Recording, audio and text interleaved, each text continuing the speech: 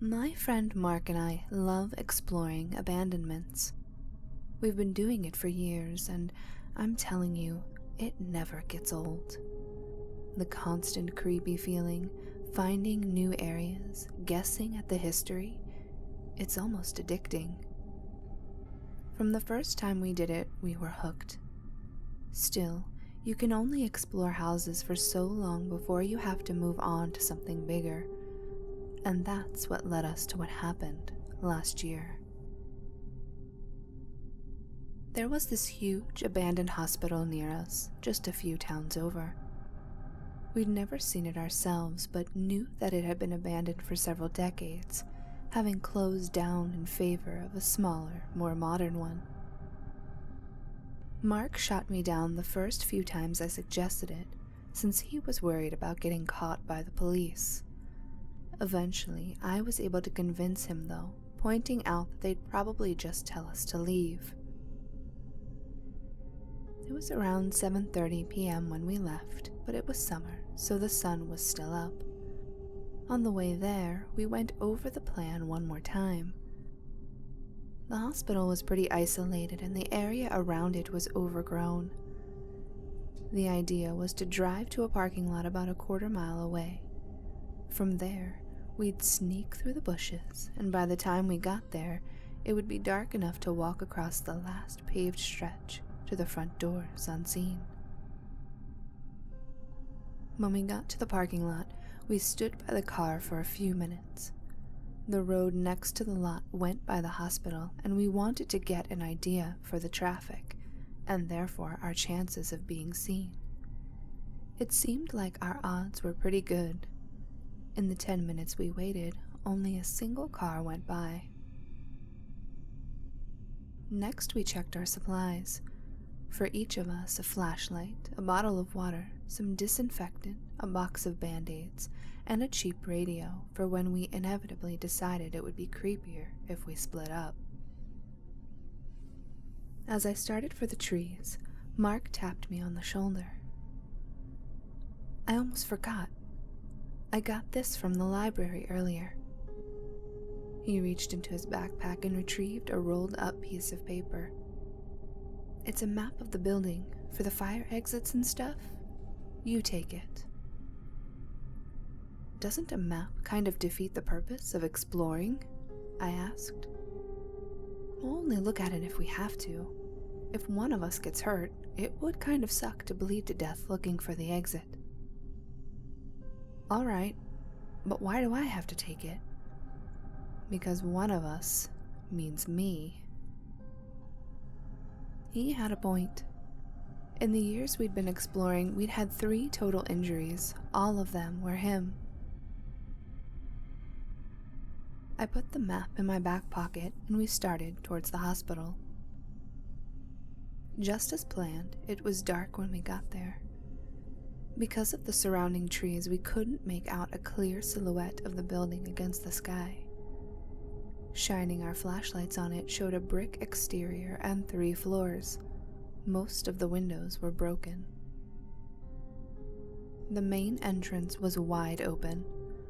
One of the double doors was on the ground nearby, with the other nowhere to be found. Most definitely, we were not the first people to check it out, which was expected. I don't think we've ever had to break in ourselves. In we went. The place was in really bad shape. The floor was covered in dirt and most of the doors had been kicked in.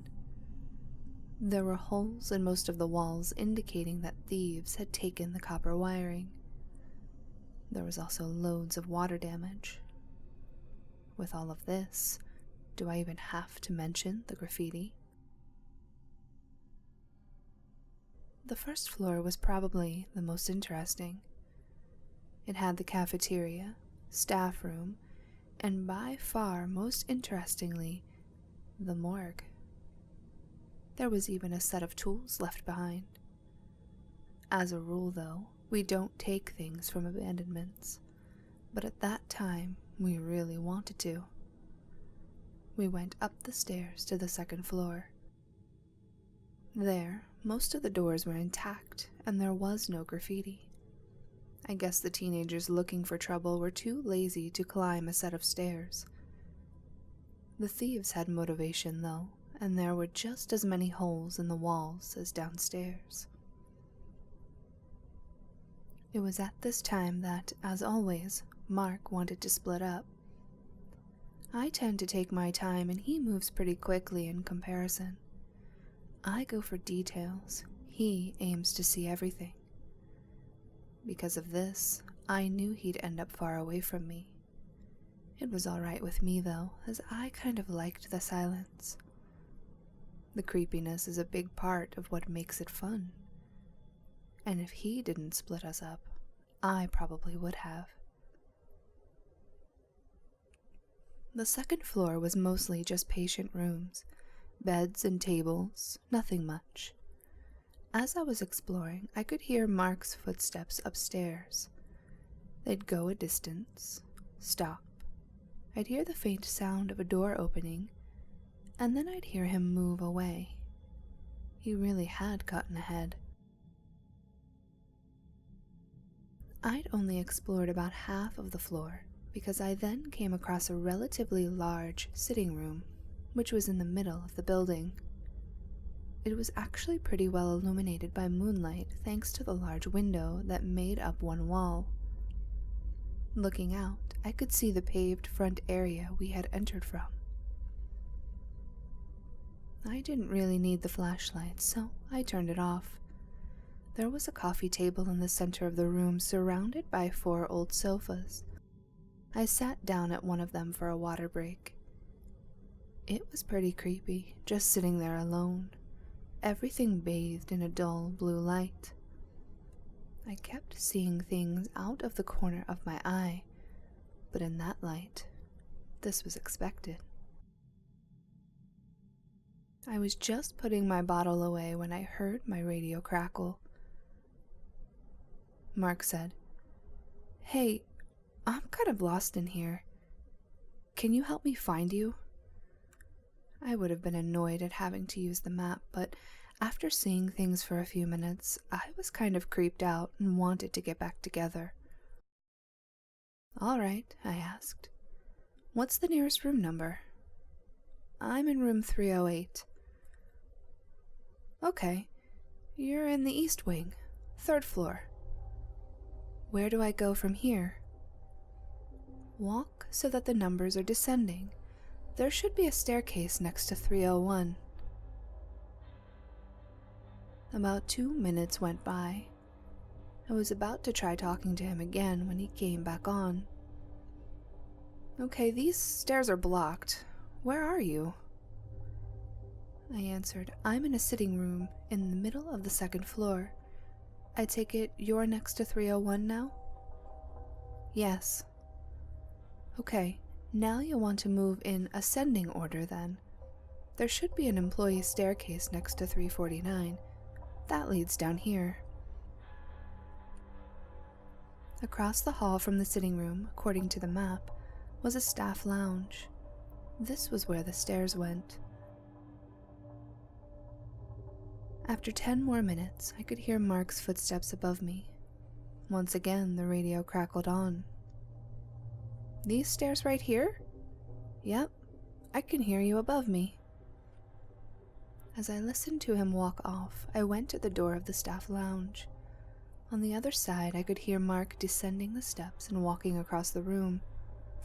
When he reached the door, the knob jiggled, but it was locked. I yelled through the door to unlock it. Strangely, he answered through the radio, even though he was just on the other side. "The lock is broken. You'll have to open it for me." I really don't like damaging sights, but I was way too freaked to keep sitting there by myself while I led him to another staircase. I backed up and got ready to kick the door down. Just as I was about to kick it, my cell phone rang. I practically jumped through the ceiling. I answered the phone. "What? Christ, you scared the crap out of me." And you've been scaring the crap out of me. It was Mark. What do you mean I've been scaring you? I asked. You weren't answering your radio. I've been waiting outside for like 20 minutes. Where are you? I went back to the sitting room and looked out the window. Sure enough, there he was on the pavement. I said, "Okay, I'm on the second floor, the big window in the middle." I saw him look around for a second. Yeah, I see you," he said. It was then that I started to hear a loud series of bangs. I ran into the hall. The staff room door was shaking with each hit. Whoever was on the other side was wailing on it, trying to get out. I turned around and tore out of there. I met up with Mark outside, and without a word, we ran through the woods to the parking lot. We got in the car and sped off towards his house. When we got there, I told him what had happened. Then he gave me his experience. When I went ahead of you to the other end of the second floor, I tried to go upstairs. It was blocked by debris, but I heard footsteps up there. I kept trying to get you on the radio to ask how you did it, but you weren't answering. I thought you were screwing with me, but I was creeped out. I waited for you outside and eventually thought to try your phone. I was thoroughly freaked, but he still had one last detail for me. "There's one more thing," he said. "Remember when I called you and you asked if I could see you? I did see you, but..." He paused. I didn't want to say anything then, but I could swear I saw people in the third floor windows.